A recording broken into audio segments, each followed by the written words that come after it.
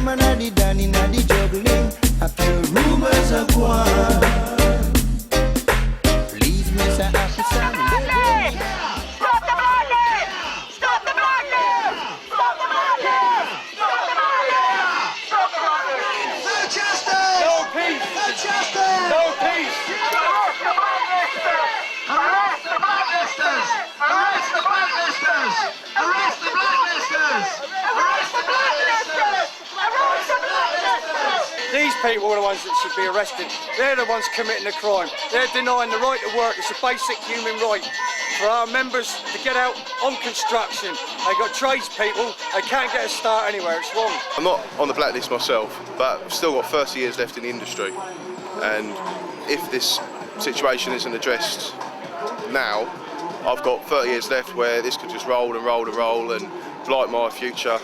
Our union's responding to this vile discriminatory victimisation of its own best activists and its own members, you know, being legally denied work just because they've raised health and safety issues on site, or because they belong to a union. Those that have fought, that fought the hardest to end discrimination in the workplace.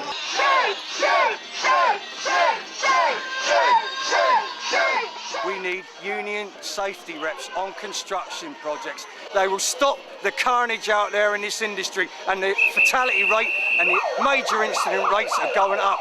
And we don't want that. We want union reps in place to do our job, work with employers to bring the fatality and major accident rates down. These sites are dangerous. They're the most dangerous sites you could ever wish to be, either by falling or things hitting you on the head, working in unsavoury conditions. Back in my day, if you were building a greenfield site and it was in an 18-month job, you could expect 3 to 5 deaths on the site. Years ago, when I was 15 and I've been on different sites, I worked in asbestos.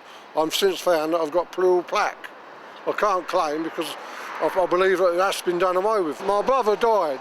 He died of mesothelioma. He worked as a dry liner for years, and it took 40 years for it to come out. And he died within a year to 18 months after it was told that he had it. I've had 16 weeks work, me in 7.5 years. Every time I get my job, they throw me off. Because the only crime is I wanted a safe working place for me and the younger lads, you know. That's not much, is it? It's not hard.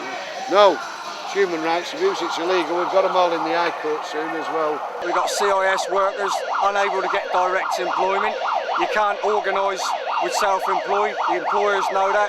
It's always been divisive, and when we do get a bit of direct employment, we've got a job to get a union rep to come forward because of the blacklist. It requires this entire labour movement to get on board with this and finally end this discrimination against these. It's an attack on the entire labour movement. It's at the very heart of organising, and if you can't organise, where's the unions going to be in years to come? Rumors that spreading, claim that the same thing me planting. When I'm an addy down in the juggling, I feel rumors of war. Rumors of war. I was never blacklisted before. I'd never had trouble getting work. Had a wish from the Olympics where a fellow was moved off site. The foreman came up to me boasting that we'd done him because he's on the blacklist. I told him what the foreman was saying. Then they just started threatening me. I had to call the police. Eventually they sacked me, and then I couldn't get any work. I was a year out of work straight. I eventually got a job through someone I knew, and it was doing for a small tunnelling contractor. Then he goes, I've got another job for you down on Crossrail. I got that as well. In a couple of weeks, the management come into me and goes, you're a union man. I sent an email off to my officer. I said, look, I've been identified here. I think I better become a steward just to try and protect my position. Shortly after, raising safety issues, I was banned from the construction site, 8 weeks, stuck in a tin hut. Wasn't allowed to do any work. Eventually, they just sacked the whole company off the site. I said to them, well, I'm going to pick it. I'm not going to get a job. I'm going to stand on that gate.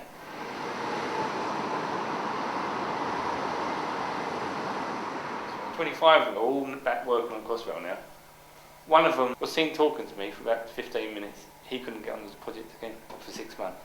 The other one that hasn't been able to get work on Crossrail again is the safety vet. Safety vet's in the same boat as me. Rumors of war. Rumors and rumors and rumors and rumors. All night, a propaganda. Rumors of war. The making the reinforcements for Crossrail, they're all bolted together through the tunnel, aren't they? It's almost identical to the segments for the Channel Tunnel. 15 years ago, they were earning more money then on that job than what they're earning today. I got a call from a Unite member who was self-employed, CIS worker, and he said there's problems down on the job at Chatham. I said, all right, I'll come on down and have a look.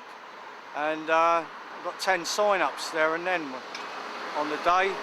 The job had gone out to tender and the rates were going to drop from £16 an hour down to £7 an hour, and the attitude was take it or leave it.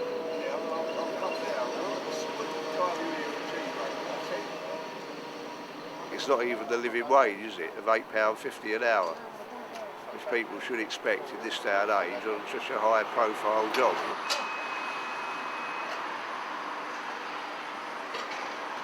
We want to defend working people's interests, yours as well. Okay, well if you talk it's in your interest, so it's in your interest, my interest, everybody's interest. You want to talk, you need to people talk get to a decent rate of pay for doing a high profile job.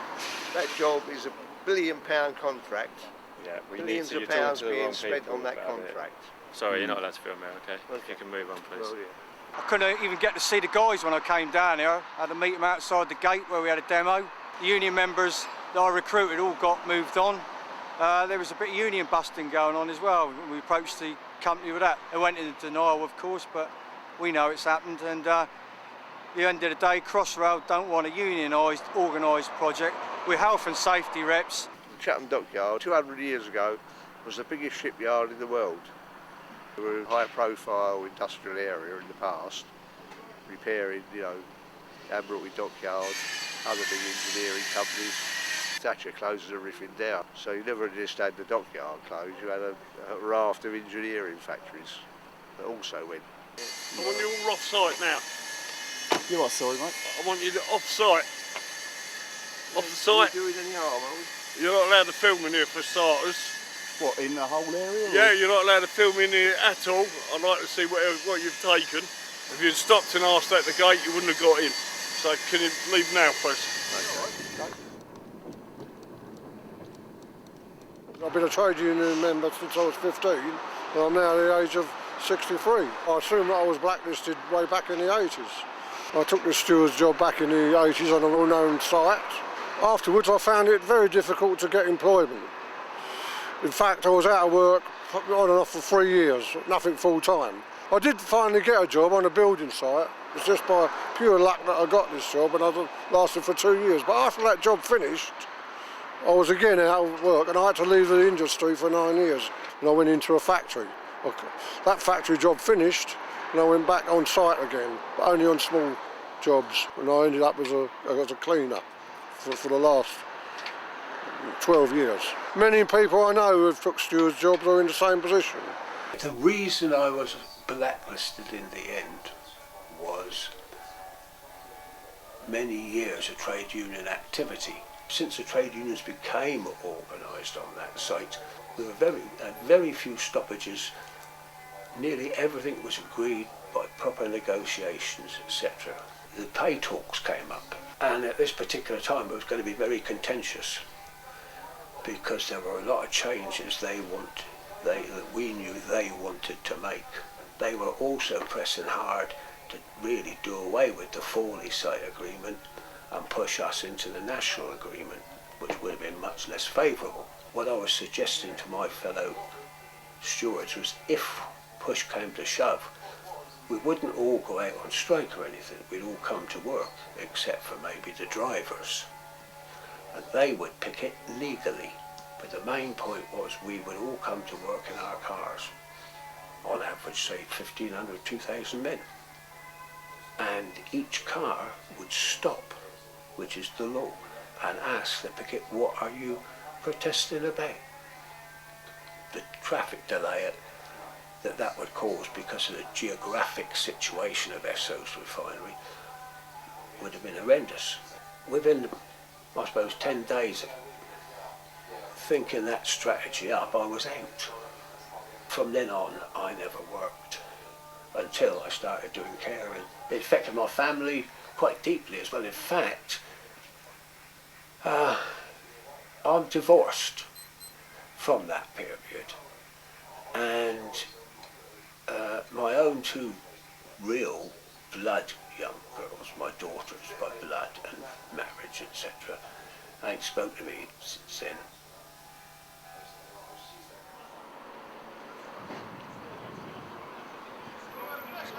I'd heard through the media about blacklisting in construction, and I was also lobbied by colleagues in the unions and colleagues in the Labour Party. I consulted my colleagues and took the initiative of actually drafting a motion based on something that they did at Knowsley Borough Council, which came from the GMB union. We wanted to change the tendering process to tighten it up so that companies coming to us for work had to state that they weren't using blacklisting. At the March Full Council, it received unanimous support from all councillors of all parties. I believe that Hull did that before we did, and Plymouth City Council, their leader, contacted me after he heard about what we'd done, and I believe that they've also put something through their council motion fairly recently as well. It's got to be defeated. We've got to find it. That's the trouble, because it's so secret. So I also urge, as well as campaigning, I also urge people to find where it's happening and to report it, to blow the whistle, like we were doing at the protests last week.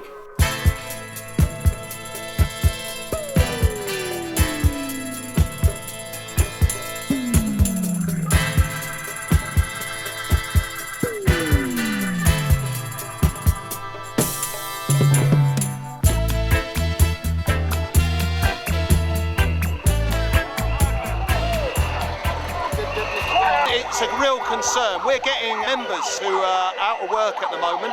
Some we've now discovered that are on a blacklist, and we have got some major construction engineering sites in the area, and we want these guys to have work. I'm not getting regular work. I'm only working for agencies here and there, and work is very inconsistent. With the agency, the cult of the agencies, I've been in and out of work, and you end up with a bad name no matter what, because you're either on the phone, you've got a problem, they haven't paid you. You don't get no holiday pay, don't get no sick pay, anything like that. You'd always have to go miles.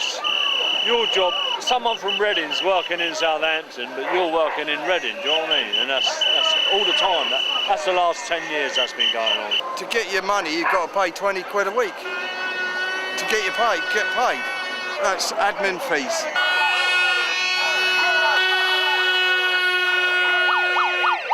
Live from week to week, don't you?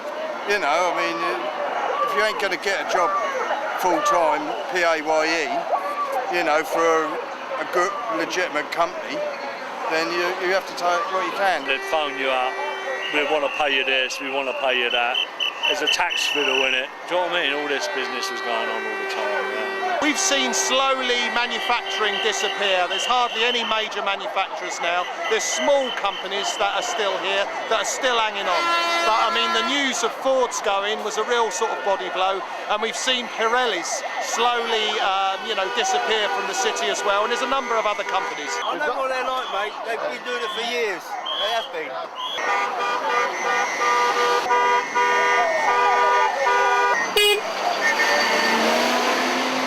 With the government's austerity measures, with the recession, there's a lot of solidarity and sympathy from fellow union members.